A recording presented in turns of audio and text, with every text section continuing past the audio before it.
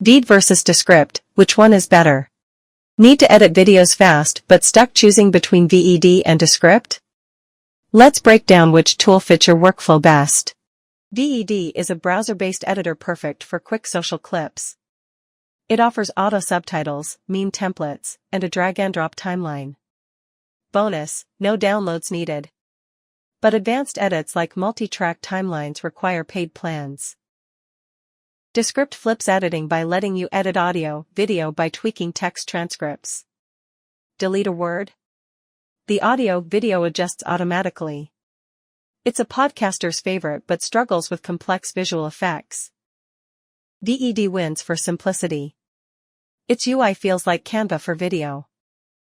Descript has a steeper learning curve but rewards you with AI voice cloning and overdub tools. Veed starts at $18 per month for HD exports. Descript costs $15 per month but charges extra for AI features. Free tiers? Both exist, but Veed's has fewer watermarks. Pick Veed for TikTok/YouTube Shorts.